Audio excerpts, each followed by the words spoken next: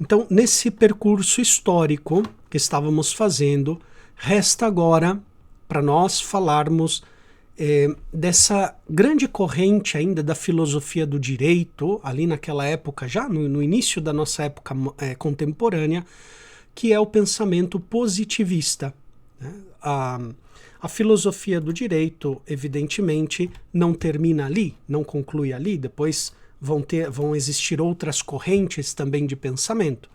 Mas, sem dúvida nenhuma, o positivismo em geral, enquanto filosofia, mas também no caso do positivismo jurídico, influencia muito ainda os nossos dias. Sobretudo naqueles países, por exemplo, de tradição inglesa, norte-americana, tem forte ainda influência do positivismo jurídico, né?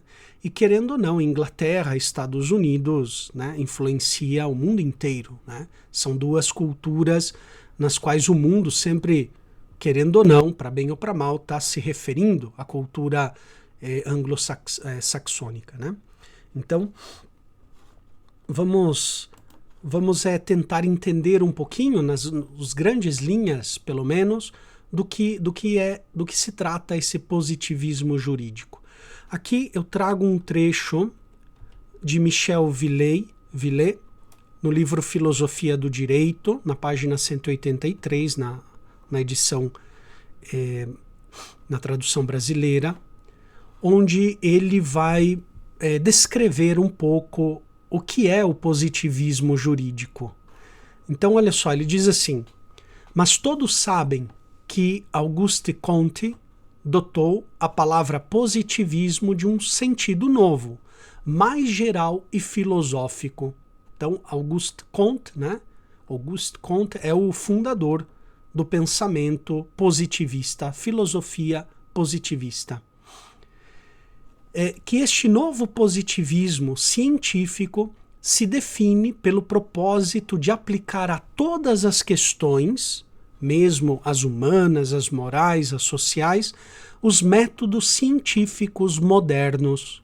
Então, o que é característico do positivismo, em geral, enquanto filosofia, é aplicar o método científico, aquele método que começa lá com, já na Idade Média, né, grandes pensadores medievais, como Santo Alberto Magno, começa com Roger Bacon, Francis Bacon, etc., vários pensadores, mas depois, sobretudo, com Galileu Galilei, né, o método científico hipotético dedutivo. Então, agora, se trata de aplicar esse método a todas as questões, mesmo humanas, até mesmo a moralidade, veja, né? Ou seja, a moralidade deve ser algo científico, observável, verificável. Essa é a pretensão do positivismo enquanto filosofia. E o direito não está isento disso. O direito também vai sofrer uma carga positivista, vai tentar proceder com método científico verificável. Então, o positivismo tem esse propósito de aplicar a todas as questões os métodos científicos modernos, por se ater ao estudo dos fatos. Aqui outro aspecto importante do positivismo. Vai se interessar unicamente pelos fatos. Fato é um fenômeno, né? Algo que acontece, ou seja, algo que é observável exteriormente. Então o positivismo vai se interessar somente pelos fatos.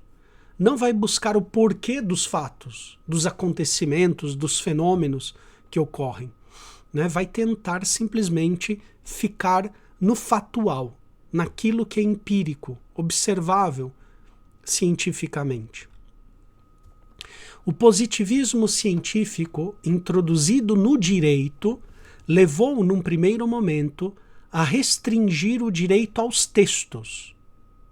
O direito é o conjunto das leis existentes, né?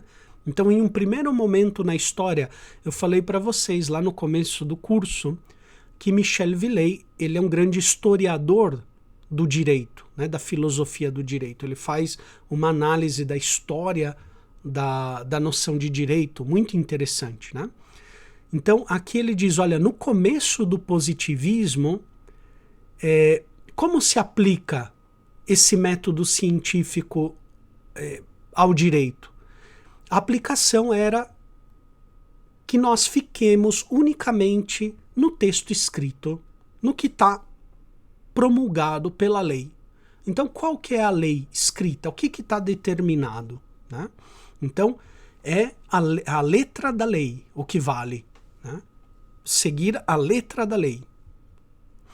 Agora, com o tempo, mais tarde, livramo-nos do preconceito do legalismo, de ficar só na letra da lei, que nada justificava cientificamente.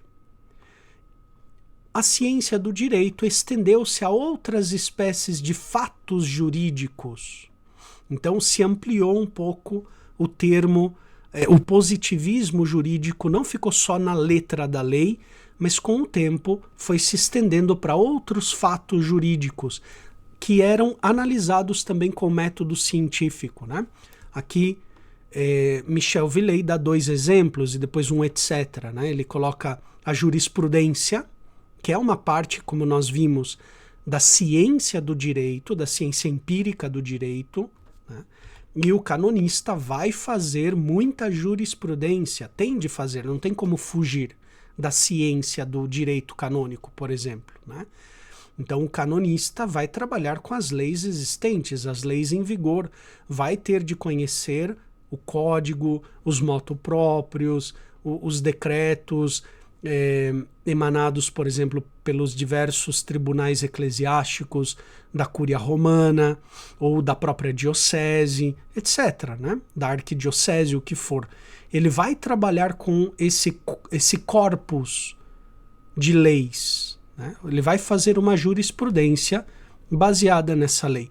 Mas qual que é aqui o perigo que está, ou mais do que perigo, a redução do pensamento positivista? O jurisprudente, vamos dizer assim, né? O jurista que é positivista, ele vai buscar estabelecer unicamente aquilo que é legal ou ilegal, né? Ele não vai se preocupar, vamos dizer assim, pela moralidade, ou seja, pela se algo é justo. Noção de justiça já parece algo muito filosófico, né? Muito abstrato para Kant. Okay? Então, por exemplo, o jurista positivista vai ficar naquilo que está na lei, naquilo que está determinado, ou, estendendo mais o conceito positivista, como Villey fala aqui, aos costumes. Né? Os costumes da igreja. Que a tradição nessa diocese a gente sempre fez assim. Claro que o costume é importante. O próprio Código de Direito Canônico vai falar da importância do costume. Lá nos primeiros cânones, né, do Código de Direito Canônico, quando fala das leis e dos costumes, tem o seu papel. Né? Mas o problema do positivismo é que reduz a jurisprudência a somente aquilo que é observável, vamos dizer, cientificamente, de acordo com o padrão da ciência moderna. Né? Então, ele vai reduzir a análise e, portanto, não vai se preocupar se ali existe uma coisa devida, algo que é justo, que é injusto, que é bom, que é mal. Nessas categorias justo, injusto, bom e mal, para o positivista, soa como algo muito abstrato, muito inexistente, longe da realidade, é pouco observável. É difícil eu observar o justo, o injusto, o bom e o mal, né? Não consigo medir.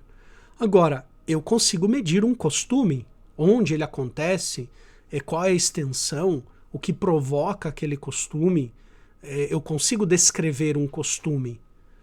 Agora, descrever a justiça, descrever algo que é bom ou é mal, é complicado de acordo com o padrão de uma ciência positivista. Né? Então, isso daqui é um pouquinho interessante. Villey, ele define aqui o que é o positivismo jurídico e fala um pouco também do seu desenvolvimento histórico. É muito interessante esse trecho aqui. Para que vocês entendam melhor o positivismo jurídico, a obra principal de Comte é o Curso de Filosofia Positiva, que é uma obra que ele escreveu ali entre os anos 1839 e 1842, onde ele lança uma hipótese da lei das 3 idades, né? Então, claro que aqui o objetivo de Comte não é tanto o direito, né? Mas é a filosofia como um todo. Mas o direito também é afetado, e muito afetado. Eu acho que a doutrina de Comte teve mais sucesso dentro do direito do que em outras ciências, né?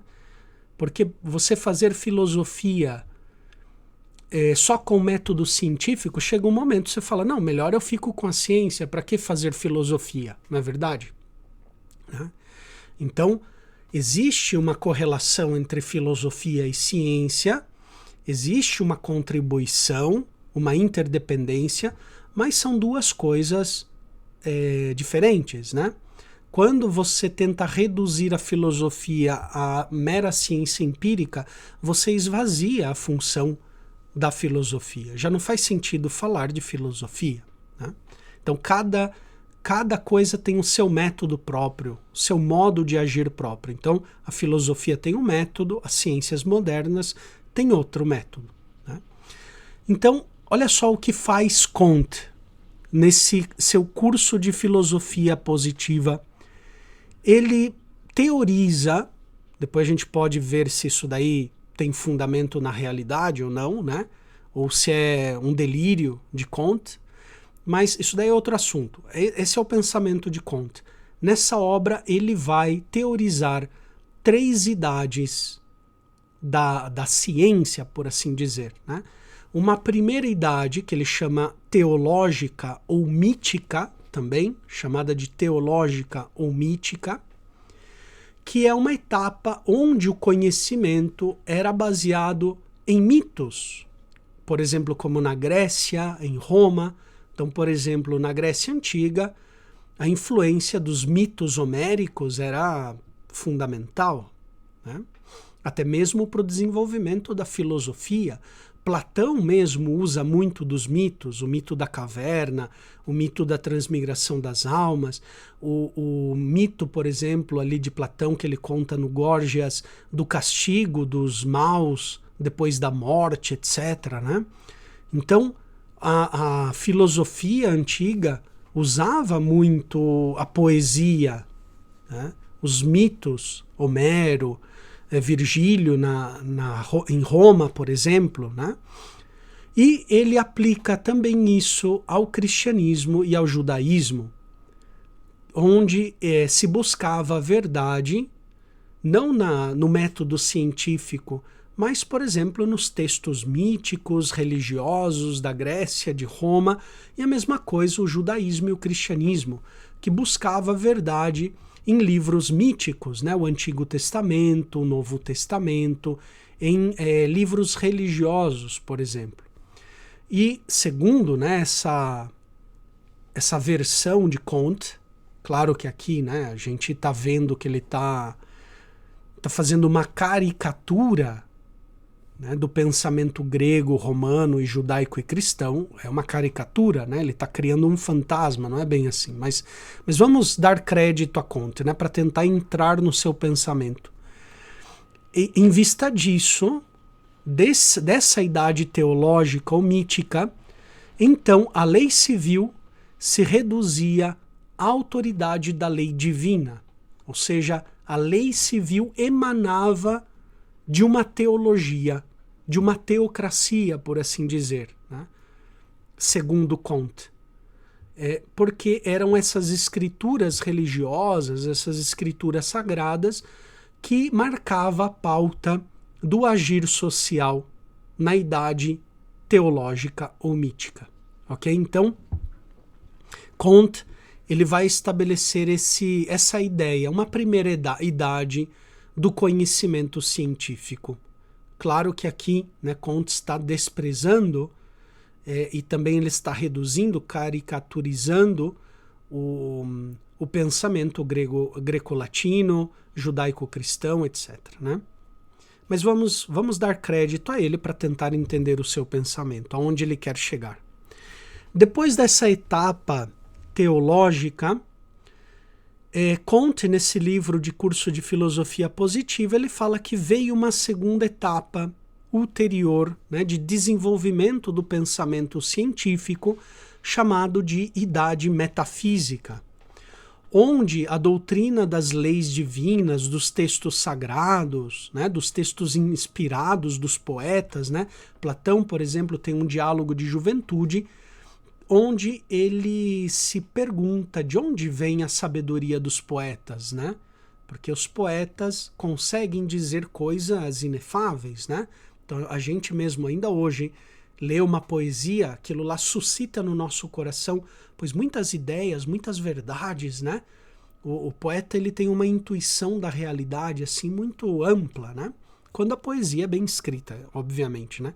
Tem umas poesias por aí, hoje em dia em circulação, que você fala, pelo amor de Deus, né? Causa ânsia a poesia, né? Mas digamos, a poesia clássica, etc., né? Então esses textos, e Platão vai dizer que o poeta ele é inspirado pela divindade, em certo sentido, né? Então essa doutrina das leis divinas, dos textos inspirados, vai ser substituída na Idade Moderna, a partir de Descartes, sobretudo, por ideias e essências abstratas.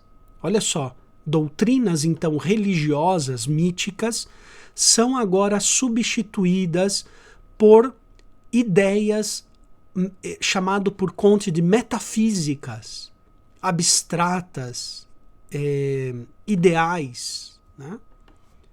Então, um pouquinho do preconceito que se tem contra a metafísica, ainda hoje nos nossos dias, deriva do positivismo, né? Porque se pensa que a metafísica é algo muito abstrato, muito etéreo. Na verdade, a metafísica é o mais concreto que tem, né? Porque estuda o ser real, o ser que eu tenho aqui, né? Aristóteles, quando ele faz o estudo do ente, né? Do ser, ele diz, olha, o importante no estudo do ser ele diz assim com essa frase em grego, essa expressão em grego, to de ti, né? O to de ti significa isto aqui, ou seja, aquilo que eu tenho diante aqui, isto aqui, né? O to de ti, ou seja, isto aqui, o algo aqui, diante de mim, né? É totalmente o contrário do que Comte pensava, que a metafísica é só ideias abstratas, essências abstratas, né? Mas vamos lá, é o que ele pensa. Então, por exemplo, a idade metafísica, que vem lá na época, por exemplo, de Descartes, vai trabalhar com ideias como verdade, justiça, razão, bem, né? Notem, muitas, segundo ele, conceitos abstratos. Então se falava muito de verdade, justo, injusto, razão, bem, mal. Uma ideia, para Comte, é algo totalmente abstraído da realidade. E dessas ideias abstratas deduziram-se então os ordenamentos jurídicos. Então, para Comte, naquela época cartesiana, racionalista, algo de verdade Comte ele toca, né? Algo de razão ele tem, porque de fato a Idade Moderna, a época cartesiana, a época racionalista, vai perder muito contato com a filosofia da realidade e vai se converter numa filosofia do pensamento, da ideia, do cogito, né? Do penso logo existo. Então, ou seja, é o pensamento que vai se impor sobre a realidade dos seres, né? Então, Comte, ele não é alguém desprovisto de inteligência, ele é um pensador, né? Então ele entende que tem algo ali na época cartesiana que é de fato ideal, abstrato, né? e o pensamento racionalista cai justamente nesse escolho, né? Não é que Kant aqui simplesmente está hipotizando algo do nada. Ele tem ali um fundamento na realidade, na observação da história da filosofia, né? Então, dessas ideias abstratas se formaram, segundo Kant, os ordenamentos jurídicos daquela época, por exemplo, onde se dizia que era a época do absolutismo jurídico, né? Vamos lembrar, na aula passada estudamos um pouco do absolutismo jurídico, onde o rei era a lei, né? L'état c'est moi, dizia o rei Sol Luís XIV, né? O Estado sou eu sou o Estado, eu sou a lei, né? Então, ou seja, a verdade, o bem, está na vontade do soberano, né? E segundo Kant, esse pensamento metafísico acarretou uma série de guerras na Europa. Porque o que acontece, né? Segundo Kant, quando, por exemplo, eu sou um rei e eu sou católico, o outro rei é protestante, o outro rei é calvinista, o outro rei é anglicano, então é baseado em ideias abstratas de verdade, de bem, de justiça. E o soberano é absoluto, e nós temos vários soberanos absolutos. O que vai acontecer quando você tem vários absolutos? Alguém vai tentar ser mais absoluto do que o outro, né? Tem aquele livro de George Orwell, né? A rebelião dos bichos, né? Agora não me lembro muito bem o nome em português. É a revolta dos bichos, a rebelião dos bichos, né? Onde a tese do livro, né, que é uma crítica aos totalitarismos do século passado, ele fala assim, todos nós somos iguais, mas uns são mais iguais que outros, né? Então, quando você tem muitos soberanos absolutos, um vai tentar impor a sua verdade, a sua razão, a sua ideia de bem sobre o outro. E, segundo Kant, esse foi o motivo das guerras da Idade Moderna, muitas guerras de religião, por exemplo, calvinistas contra católicos, né? Muitas guerras na Inglaterra, os anglicanos, né, os puritanos perseguindo, até mesmo dentro da reforma protestante, protestantes brigando contra protestantes, etc., né? E foi acarretando porque quando você tem vários absolutos, vários soberanos absolutos, pois vai gerar um conflito, né? Essa é um pouco a ideia de Kant, da segunda etapa da idade metafísica. Até que então surge, segundo Kant, a terceira idade, que é aquela do positivismo, da qual ele é o iniciador, onde se renuncia a buscar a essência das coisas, ou seja, essas ideias abstratas das coisas, e a nova filosofia se restringe somente a descrever os fatos de um ponto de vista científico, ok? Então se renuncia ao conceito de verdade, de justo, de injusto, de bem, de mal. Já não existe o verdadeiro e o falso. Não existe algo bom, algo mal. O que existe é aquilo que se observa, né? E dentro do âmbito jurídico, aquilo que se observa é aquilo que está na lei, nos costumes, né? Digamos assim, na observação da organização civil das nações, né? Então, já os juristas não vão se preocupar por buscar, digamos assim, a verdade, buscar o bem, a beleza, vão simplesmente ficar na descrição dos fatos, se isso é legal ou ilegal. Ok? Então, nesse sentido, o positivismo jurídico ele vai cortar, por assim dizer, as raízes de uma filosofia baseada numa metafísica, no sentido clássico da palavra, né? Como nós entendemos, ou seja, baseadas na noção de verdade, de bem, né? Na capacidade do ser humano de transcender o fato e ir além do fato, e ir ao fundamento dos fatos, né? As causas profundas das coisas, né? Então, o positivismo vai cortar com essa capacidade do ser humano, né? Bom, o positivismo também, ele continua o seu desenvolvimento no século passado, ainda hoje, né? Ele é muito presente, como eu digo, em algumas nações, aqui também no Brasil tem uma forte influência do positivismo, né? Kelsen, poderíamos dizer um neopositivismo, é um representante deste neopositivismo presente ainda nos nossos dias, né? Ele viveu entre os anos 1936 e 1960. Para Kelsen, o jurista lida com as normas existentes de fato, não importa quais, né? Outra vez, né? Sempre aquele mesmo refrão positivista. É aquilo que está escrito, aquilo que está determinado, aquilo que é observável. Na sua obra principal, A Teoria Pura do Direito, ele aceita a distinção kantiana entre ciências da natureza, que estudam a realidade como ela é, e as ciências normativas, que estudam a realidade como ela deve ser. O direito é uma ciência normativa para Kelsen, né, que estuda o dever ser, como deve ser as coisas.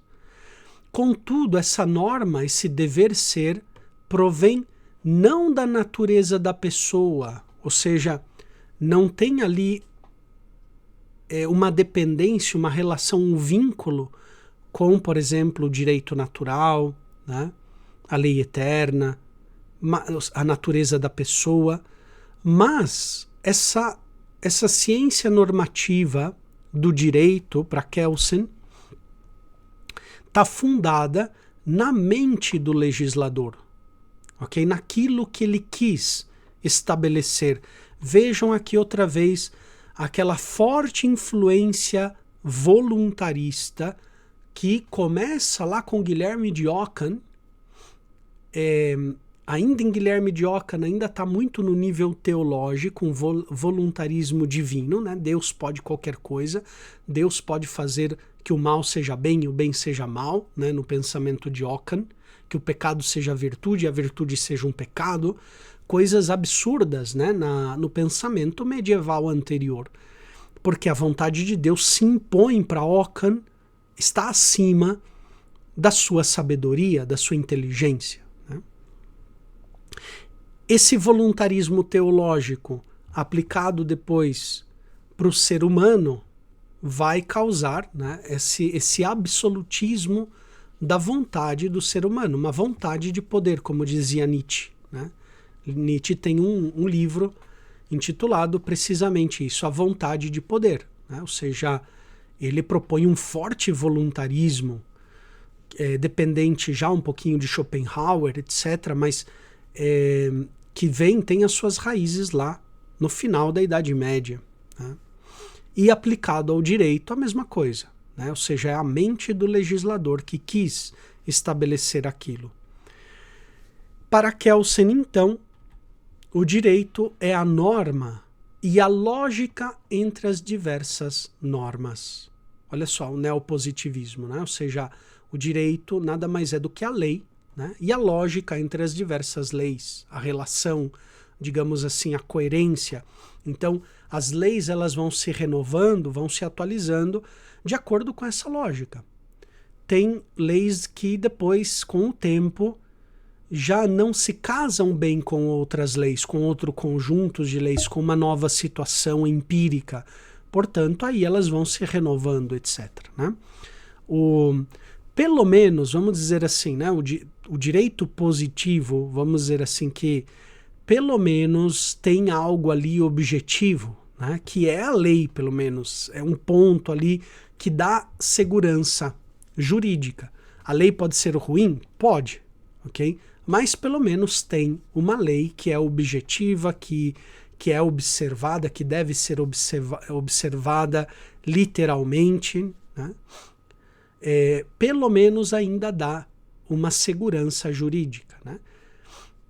Com a chegada do século XX, o positivismo vai entrar em crise, né? Com teorias, digamos assim, mais subjetivistas, onde, ok, a lei é importante, a gente tem que ter um ordenamento de lei, jurídico, mas, na verdade, o legislador, os legisladores, né, os juízes, os promotores, etc., ou seja, o poder judiciário, é aquele que vai, digamos assim, interpretar, atualizar a lei, né? A lei não significa aquilo que está escrito no texto positivo. É a mente do o legislador, ou seja, os juízes, ou melhor, né, o poder judiciário, vai ter essa autonomia, essa independência para fazer uma releitura das leis existentes, né? O mais extremo dessas novas tendências que tentam, né, contrapor-se ao positivismo, no extremo, em casos extremos, vai levar a uma insegurança jurídica muito grande, né? Pelo menos o positivismo ainda tem aquela certeza de que a lei vai ser obedecida. Não importa, aqui é outra questão, né? Se a lei é boa ou má, mas pelo menos na mentalidade positivista, aquela lei que está escrita deve ser observada literalmente, né? Já nas novas correntes subjetivistas, interpretativas do direito, a lei já é algo mais algo fluido, né? Algo assim vaporoso, que não tem uma consistência. Vai se falar muito do espírito da lei, né? Uma interpretação mais, digamos, subjetiva da lei. E acontece, a gente vê, não só no Brasil, mas em diversas nações, que às vezes uma mesma lei é interpretada de modo diverso poucos anos depois, às vezes no mesmo ano, em pouco tempo, né? Então, o juiz, o mesmo juiz, né, o mesmo tribunal, interpreta uma lei de um jeito, sei lá, em 2010, em 2012 interpreta de outro jeito, né? O mesmo tribunal, né? Então, a lei não tem um sentido permanente, fixo, né? Vai depender muito da atuação do corpo judiciário, né? Do jurista, do intérprete da lei. É claro que a gente tem que evitar esses dois extremos, né? Cair num legalismo ou cair num profundo subjetivismo interpretativo. Senão, para que ter leis então, né? Não faz sentido ter um ordenamento jurídico se esse ordenamento jurídico muda todo dia, né? Então você perde uma segurança jurídica se acontece isso, né? Ali a verdade está no meio termo das duas coisas, né? Então, para Kelsen, né, o positivismo, esse direito, ele é a lei, a norma, e a lógica, a coerência que existe entre as diversas leis. Kelsen também, ele propõe essa Stufentheorie, né, a teoria dos graus. O direito, ou seja, as normas, elas têm uma hierarquia. Tem algumas que são mais fundamentais do que outras, são mais importantes do que outras, né? Que o jurista também deve saber disso. Quais são aqueles textos legislativos? Isso é verdade, acontece ainda hoje, né? Então, na igreja também, nós temos uma norma fundamental, digamos assim, o Código de Direito Canônico, e depois tem diversas instruções. Por exemplo, temos o Código de Direito Canônico, E depois temos a parte da liturgia no Código de Direito Canônico, e depois existe a instrução geral do missal, as diversas instruções dos diversos ritos sacramentais, né? Claro que não tem a mesma força uma instrução do que o próprio código, né? Então, o mesmo, por exemplo, na igreja, o Romano Pontífice, através de um motu próprio, pois tem uma força ainda maior, né? Porque ele é o supremo legislador da igreja. Então, veja, existe uma gradualidade. Não todas as leis têm o mesmo peso, né? Então, essa hierarquia de normas é presidida pela norma fundamental, da qual deriva as normas constitucionais. Então, a Constituição fundamenta todas as outras normas da sociedade, né? A Constituição é a lei, por assim dizer, é a norma fundamental da sociedade. Ainda hoje, né, eu diria que é quase um dogma, embora quase ninguém respeite a Constituição no Brasil, nem cidadãos, nem juristas, nem juízes, nem políticos, né? A Constituição brasileira é muito pisoteada. Dificilmente a gente encontra alguém que esteja, né, sempre ali, seja alguém observante da Constituição. Mas, digamos, todo mundo fala, respeite a Constituição, é um dogma, né? Devemos obedecer à Constituição, né? Ninguém está acima da Constituição. Porque se você rompe com esse princípio, se perde, né? Aquilo que se conhece como Estado Democrático de Direito. Então, a Constituição de uma nação é a lei fundamental. Qual é o problema de um corpo legislativo, um texto constitucional? Para que ele seja, vamos dizer assim, duradouro, como explica São Tomás de Aquino, as leis devem estabelecer um mínimo, né? Quando uma lei fundamental, como pode ser, por exemplo, um texto constitucional, é muito extenso ou muito detalhado, quer normar todas as coisas da sociedade, ou muitos aspectos, o que acontece com essa lei? Ela fica muito engessada e ela caduca com facilidade, porque a sociedade está sempre em movimento, né? Então, por exemplo, vamos pensar a Constituição americana, talvez é um bom exemplo disso, né? As emendas que foram feitas às constituições, à Constituição americana, até hoje é pouquíssima, né? Desde a promulgação da Constituição americana, se não me falha a memória, no ano 1789, se não me falha a memória, a promulgação da Constituição americana, ela ainda está em vigor, né? Até os nossos dias. E fizeram pouquíssimas emendas. Não sei quanto o número de emendas à Constituição americana, né? Mas são relativamente poucas, não sei quantas, 30, 40 emendas ao texto constitucional. Ou seja, porque é um texto bastante básico, fundamental, não descreve tudo, não coloca em lei todas as ações humanas, né? Porque senão vai mudar rapidamente. Muitos países ainda em fase de desenvolvimento democrático, que não tem o sistema jurídico ainda maduro, o texto fundamental é muito extenso, muito detalhado, colocam coisas que não deveriam estar, né, num texto constitucional. Então o que acontece? A cada ano tem que fazer alguma emenda, proposta de emenda à Constituição, e a emenda vai piorando o soneto, né? Porque o que acontece é que a Constituição vai ficando mais pesada, vão colocando esses penduricalhos na Constituição, a Constituição vai ficando cada vez mais pesada, um dia o barco afunda, tem muito peso, né? Então o texto constitucional ele deve ser o mais leve possível, traçar as linhas gerais do agir em sociedade, né?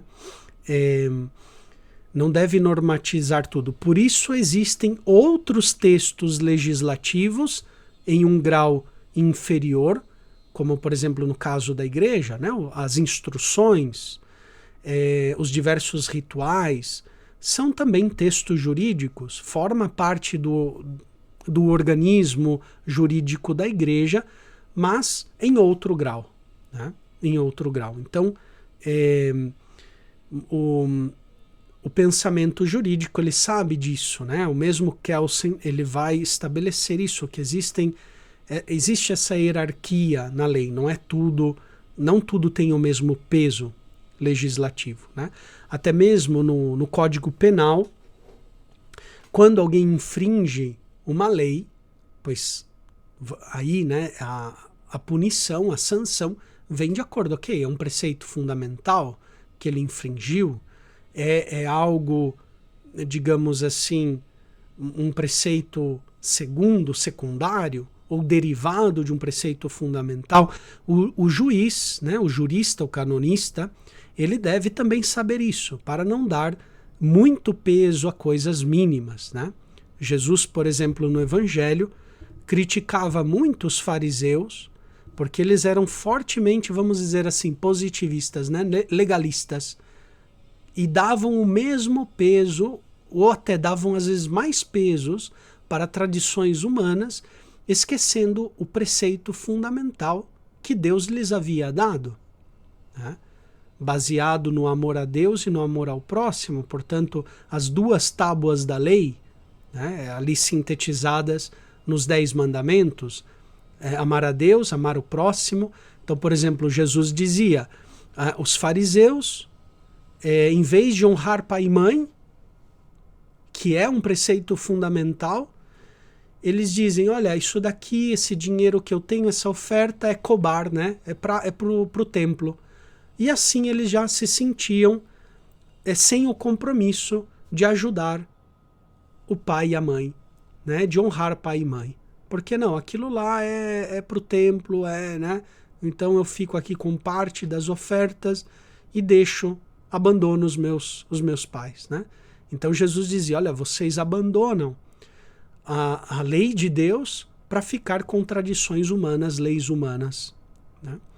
Então, o escolho principal do legalismo é justamente isso, né? Dar o mesmo peso, ou inclusive inverter, coar um mosquito e deixar passar um camelo, né? Como dizia Jesus. Então, existe uma gradatividade e o jurista deve conhecer. Faz parte também da ciência do direito, conhecer essa hierarquia que tem dos preceitos da lei, né? No direito, ou melhor, na arte do direito, o jurista também deve sempre aplicar aquilo que Santo Tomás de Aquino, Aristóteles chamava de epiqueia. A epiqueia é, digamos assim, uma sabedoria prática que faz com que o jurista amenize o rigor da lei para manter a lei, né? Aqui cito um exemplo e com isso eu concluo. Por exemplo, né, vamos dizer uma comunidade monástica de vida contemplativa, na qual ali eles têm por lei ali do mosteiro, daquela comunidade monástica, de acordar às 2 horas da madrugada todos os dias para cantar ou rezar o ofício divino de madrugada, né?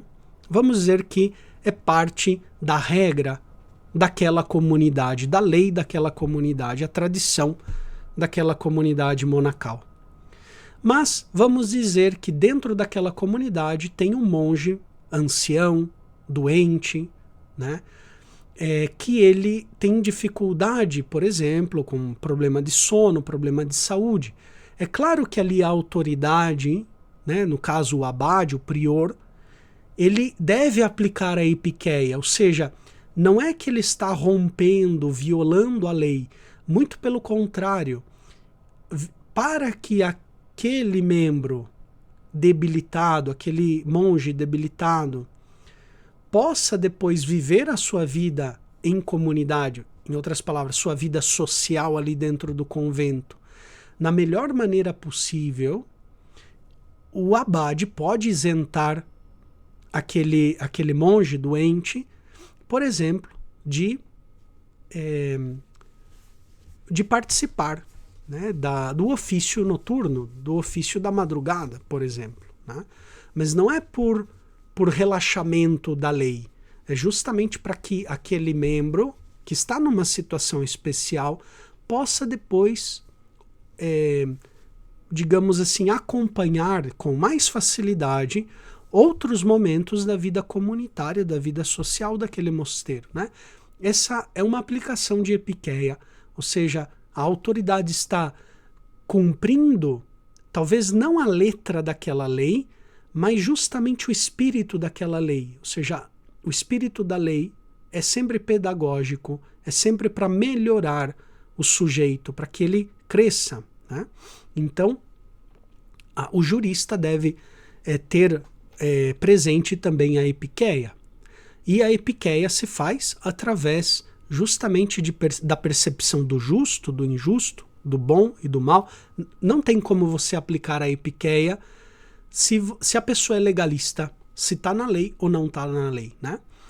Por exemplo, um abade legalista, um governante legalista, nesse caso aqui que eu coloco para vocês dessa comunidade monástica, ele vai aplicar a lei, não importa se aquele monge está doente, tem uma situação especial, a lei se aplica, né? Dura lex sed lex, a lei é dura, mas é lei, e se aplica, né? A autoridade, nesse caso, está praticando uma grande injustiça, aplicando a lei literalmente, né? Então, isso que eu gostaria de tratar para vocês um pouquinho sobre o positivismo jurídico. Para quem depois quiser aprofundar esse tema, que é muito interessante, porque ele é muito ainda presente nos nossos dias, recomendo a leitura tanto do livro do Michel Villey, Filosofia do Direito, como a do Javier Ervada, O que é o Direito.